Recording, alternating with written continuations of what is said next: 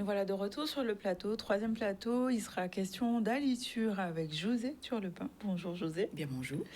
Bel bonjour. On va parler de aliture, notamment dans le cadre des Journées européennes du patrimoine, avec sa chronique. Mais c'est l'habitude, on a un petit générique qu'on lance.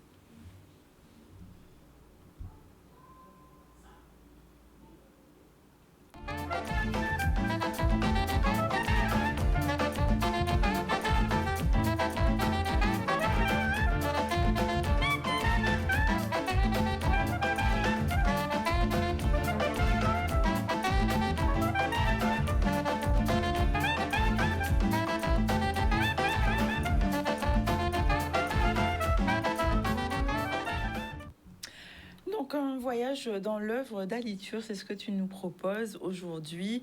Il faut savoir qu'il a construit plus de 120 bâtiments. Absolument, absolument. Incroyable. Alors, un voyage, une petite histoire, un racontage. C'est pas la grosse histoire qu'on peut de toute façon trouver dans les encyclopédies. Les Journées européennes du patrimoine, je me suis promenée et il y avait une très belle exposition photo sur Aliture et j'ai posé la question à des jeunes. Connaissez-vous Aliture? Absolument pas. Donc là, ça allait encore. J'ai posé la question à des plus anciens. Et ils ne connaissaient pas non plus Aliture. Ça leur disait quelque chose. Mais enfin, donc, c'est pour ces raisons que je suis revenue sur son œuvre qui marque de toute façon notre histoire et notre histoire du patrimoine. Alors, qui était Aliture? Alors, Aliture, c'est un Français. Il est né à Tunis de parents français. Mais son père, qui était polytechnicien, aimait le pays. Donc, il a appelé son fils Ali. Donc, il fait ses études d'ingénieur, qu'il réussit très brillamment, et il s'installe son cabinet d'architecture à Paris. Donc, il commence à reconstruire les villes et les édifices de ces villes détruits par la Première Guerre mondiale. Donc, de ce fait, il est inscrit sur les 10 architectes pour les colonies. Dans quel contexte il arrive en Guadeloupe? Alors, le cyclone 28 va être le point de départ. Donc, le pays est complètement ravagé, plus rien ne tient debout, plus de 1200 morts. Ah oui. Donc, Aliture, qui est copain avec le gouverneur de l'époque, qui était lié, lui envoie un mot pour lui signifier toute son émotion face à cette ampleur, n'est-ce pas? La communication. Et ce gouverneur, de passage à Paris, rencontre Aliture, fixe un rendez-vous et lui confie la reconstruction de la Guadeloupe. Voilà. Donc, et c'est ainsi qu'il arrive en Guadeloupe quelques mois plus tard, en mars 1929. Alors, du coup, il y a des empreintes vraiment authentiques d'Aliture en Guadeloupe, c'est ça? Absolument. Donc, le contrat qui est passé, il doit reconstruire toute la Guadeloupe, tous les bâtiments, et aussi montrer la puissance de l'État à travers cette reconstruction. On oublie que, comme la mode, elle dit toujours quelque chose qui n'est pas que l'utilitaire. L'État doit monter sa puissance, doit montrer son pouvoir. Donc, Aliture a un contrat passé à l'époque pour 4 ans, pour une durée de 4 ans, pour plus de 40 millions de francs et des honoraires fixés à 5%, ce qui était pas mal. Donc, seuls 30 millions de travaux vont être faits sur 25 bâtiments, alors que on en attendait plus de 100. D'accord. Donc, en plus de cela, les communes ont la possibilité, par le biais du crédit foncier, d'emprunter et aussi de passer commande pour pouvoir reconstruire les communes. Sauf 2 communes ne vont pas bénéficier de cet arrangement, les Saintes et la commune de Saint-Barthélemy, qui à l'époque sont jugées trop pauvres pour un emprunt. D'accord. Les choses ont bien changé. Ah oui, quand même, oui, largement. L'œuvre d'Aliture, elle se voit partout. Toutes les communes. Donc, il y a un style Aliture. Absolument. Oui. Absolument. Alors, Aliture, lui, il va réformer complètement le paysage architectural de la Guadeloupe. Il arrive... Alors, traditionnellement, on a du bois. Et lui, il arrive avec le béton armé, qui à l'époque est un produit révolutionnaire, qui va révolutionner et la conception de la construction et l'image qu'on peut avoir de cette conception. Aliture, lui, Il veut une conception moderne, solide, mais aussi un travail sur la ventilation. Donc, il apporte des éléments de décoration, mais qui vont être aussi des éléments pour apporter du confort à ces bâtiments. Donc, beaucoup de moucharabie, de ventilation, de persiennes, de claustras et de hauts plafonds. Et c'est au style un peu art déco aussi. Et c'est le style complètement art déco, mais c'est ça qui va le plus révolutionner et marquer son empreinte. Donc les bâtiments d'Aliture, ils sont reconnaissables. Il va construire essentiellement des bâtiments gouvernementaux, palais de justice, tribunaux, mairies, et son Église style aussi. Absolument, église, chapelle, et son style est assez son style le plus développé peut se lire dans la ville du Lamentin, où sur un carré il réunit toute la représentation de l'État. On a la mairie, et cette mairie, autour de cette mairie, il y a l'école, l'église, le presbytère et le palais de justice. Donc, vraiment, il y a moucharabie, donc un balcon, donc qui va servir de garde-corps, mais on verra bien qu'il est décoré. Il est décoré de moucharabie en béton, mais qui ne sont pas que décoratifs, qui sont à la fois décoratifs, mais pour permettre la ventilation. Donc, c'est aussi cette façon qui signe l'œuvre d'Aliture. Donc, je vous invite à une très belle exposition, et puis la contribution de Michel Robin-Clair, qui a vraiment beaucoup travaillé autour de l'œuvre d'Aliture. Est-ce qu'il y a eu des difficultés justement concernant son projet, la mise en œuvre? Absolument, oui. Absolument, et c'est ça qui marque aussi l'histoire. Alors je dis bien c'est la petite histoire parce que on la retrouve souvent dans la documentation sans pour autant qu'on puisse avoir des sources nommées.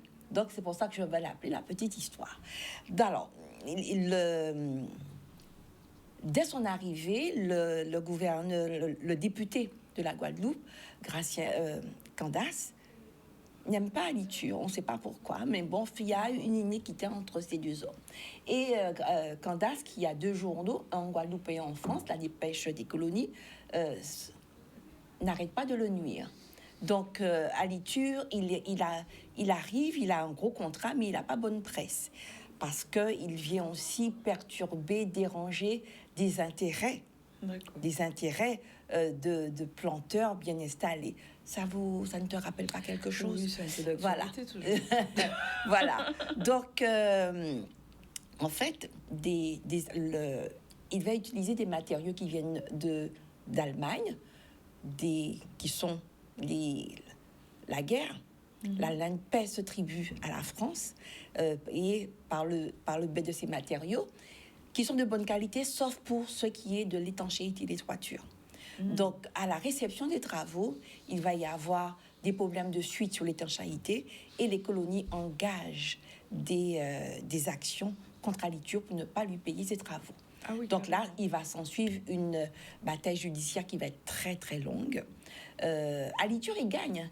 Mais il gagne après beaucoup de temps et de procédures. Il est ruiné et surtout, son honneur est sali. Oh, c'est très dommage. Voilà, c'est très dommage. Donc, mais quand même, l'œuvre d'Aliture continue à marquer le paysage de la Guadeloupe. Toutes les communes ont des bâtiments Aliture. Pour conclure, sur une note légère, connais-tu l'expression « une tête à gros qu'on le logement teint » ? Ah non. Madame André. Non.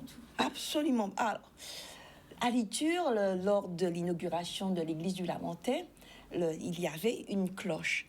Et à l'époque, c'était l'une des plus grosses cloches de la Guadeloupe. D'où l'expression « tête à gros qu'on le... » Comme en fait, l'horloge, elle, qui était sur le bâti, comme l'horloge du Lamentin. Tête en gros qu'on le logementin. Donc, même dans les proverbes, il a inspiré, il a laissé sa marque. Super, merci beaucoup. Ok, très bien.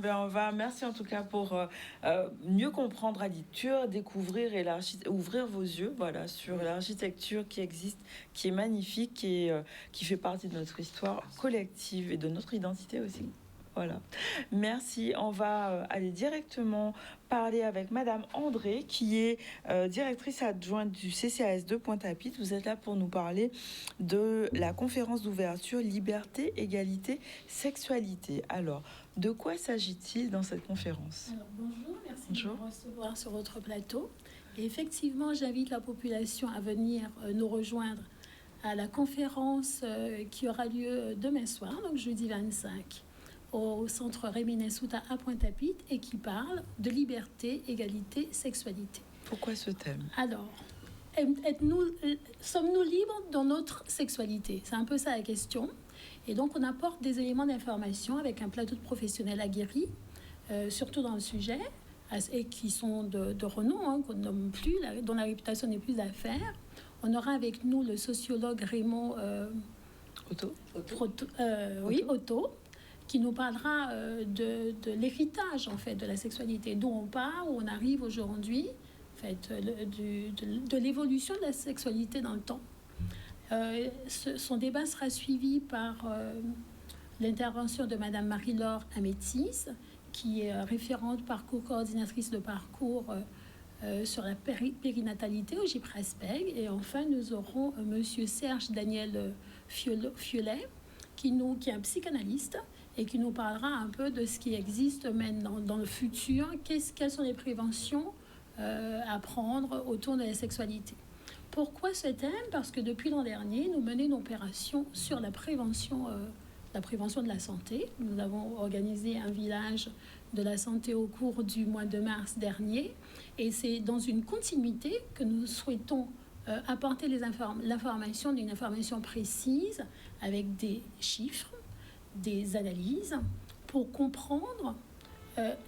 parce que souvent on parle de la sexualité débridée. Je ne vais pas rentrer dans les détails puisque je ne suis pas moi-même professionnelle dans le domaine, mais j'invite toutes les personnes qui nous écoutent à venir débattre autour de ce sujet-là. D'accord, donc vous attendez quel public en fait? Alors c'est vraiment inclusif, c'est pour tout le monde.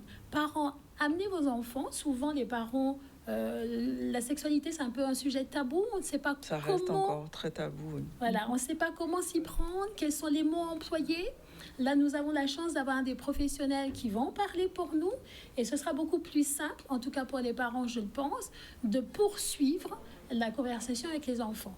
Les seniors ont une sexualité, mais en fait, c'est pour tout public. D'accord. Et du coup, alors vous avez parlé de cette journée sur la santé. Est-ce que ça fait vraiment... La sexualité, c'est une problématique qui est importante en fait dans l'aspect prévention santé que vous portez comme projet? Tout à fait. Alors nous pensons que ça l'est. Et c'est pour ça que le coup d'envoi est donné demain soir par la conférence. Mais tout au long des prochains mois, les 4 prochains mois avant la fin de l'année, nous avons une programmation au profit des jeunes, des étudiants, des collégiens, parce qu'effectivement, ils ne parlent pas la communication est spécifique pour eux. Ils ne parlent pas sexualité comme nous. Et pour les seniors, parce qu'effectivement, ils ont une sexualité... souvent, on pense qu'à partir de certains âges, la sexualité n'est plus, n'est peut-être même plus présente. Elle est absente, carrément. Voilà, c'est ce que l'on pense, mais on n'a pas tout à fait raison, parce que la sexualité se vit à tous les âges. Et pour les jeunes, quelles sont les problématiques actuelles concernant, vous avez parlé de sexualité débridée entre guillemets, mais il y a d'autres, j'imagine, problématiques liées à leur sexualité, à tout ce qui est maladies sexuellement transmissibles, Exactement, etc. Toutes les protections, les impacts des IVG, même le rapport qu'ont les jeunes dans la sexualité. Au corps. Le rapport au corps. Voilà, exactement, tout à fait, le rapport au corps. Et en plus, avec les produits illicites, enfin, c'est un sujet, c'est un vaste sujet, c'est un débat qui peut se décliner sur plusieurs aspects, d'où l'importance de venir demain donc c'est pour 18 le coup d'envoi. Exactement, 18h jusqu'à 20h. D'accord, 18h jusqu'à 20h. Donc c'est vraiment ouvrir le dialogue qui est nécessaire, on va dire, pour une des questions fondamentales qu'est la sexualité, mais pas que. En fait, c'est vraiment très large, puisque liberté, égalité, ça ouvre le champ, Tout on va à dire. fait. Effectivement, sommes-nous égaux devant la sexualité? Sommes-nous libres? C'est une question que d'ailleurs j'ai posée à certains amis hier soir. Êtes-vous libre dans votre sexualité? Et c'est vrai que ça amène à interrogation. On vit notre sexualité, mais sommes-nous vraiment libres? Déjà, sommes-nous libres d'en parler? Parce que souvent, on a peur de ce que dira l'autre, des préjugés, du rejet. Donc, on fait attention en fonction de celui qui est en face de nous d'en parler. On choisit nos mots. Est-ce que déjà, à partir du moment où on les choisit, peut-être pour ne pas heurter, est-ce qu'on n'est pas, du coup, hors de la liberté? On est dans une contrainte, déjà. Voilà, exactement. Donc, nous espérons qu'avec cette conférence et le programme que nous proposons, en sortiront des gens qui sont libres de parler, libres d'exprimer ce qu'ils veulent autour de la sexualité. Merci Madame André. Donc conférence Rémy Nasuta 18h, 20h demain. Donc jeudi 25 septembre, c'est ouvert à tous. C'est ça, et c'est gratuit. Gratuit, voilà. C'est le début de plusieurs autres actions que vous allez mener au sein du CCAS de Pointe-à-Pitre. Merci beaucoup. Je vous en prie. On va conclure notre émission. Aujourd'hui, on a reçu beaucoup de monde. On a vu Madame Diane de Klosmaduk, professeure d'anglais. Elle était accompagnée de bacheliers. Elle nous a parlé du micro-lycée. Donc, c'était l'occasion de montrer des parcours différents d'insertion pour ces jeunes. Il y reste encore quelques places. Vous pouvez contacter ce micro-lycée qui accepte des inscriptions jusqu'à la mi-octobre. Alors, on a aussi reçu Stargy et Florence Napri pour leur spectacle Rebelle et la Bête. Ça aura lieu le 3 et le 4 octobre à l'Archipel avec une before qui est ce dimanche 28 septembre qui sera retranscrit par Canal 10 qui va se dérouler au Café Papier. Ensuite, avec Jean-Luc Divial, il était question du génétique égyptien et de la langue dite créole. Il nous a expliqué les origines de notre langue. Sajid Ramis nous a parlé d'handicap invisible, comment mieux comprendre pour mieux accompagner, notamment pour les managers en entreprise. Elle reviendra aussi sur ce sujet sur la semaine prochaine du handicap. Avec José, il était question de aliture, notamment pour les journées européennes du patrimoine. On est allé à la rencontre de cet architecte de renom qui a fait de nombreuses bâtisses en Guadeloupe, et on vient de voir Marie-Céline André, directrice adjointe du CCAS de Pointe-à-Pitre, qui nous a parlé de sa conférence qui aura lieu demain, Liberté, Égalité, Sexualité. C'est au centre Rémy Nasuta à Pointe-à-Pitre à 18h. Au niveau de l'actualité, on n'a pas beaucoup développé tous les sujets, mais on a parlé essentiellement de la grève illimitée des agents de la Poste sur Bémao qui dénoncent les conditions de travail, des manques de dialogue social. On reviendra sur le reste des informations ce soir, notamment sur la veillée de Tigla, le dépôt des 500 plaintes concernant l'eau et la signature du CTIG. Ce sera développé sur les informations du soir. Voilà, je vous souhaite un bon appétit si vous n'avez pas encore déjeuné. On se retrouve demain pour le meet-up du ZCL. On n'oublie pas, c'est au Yacht Club. On parlera d'illettrisme avec Jessica Oublié et Manixia Titeka, et toute l'équipe du ZCL sera là pour développer donc ce sujet, notamment les solutions qui existent concernant l'illettrisme. Je vous souhaite un bon appétit, je l'ai déjà dit, mais prenez soin de vous et à demain.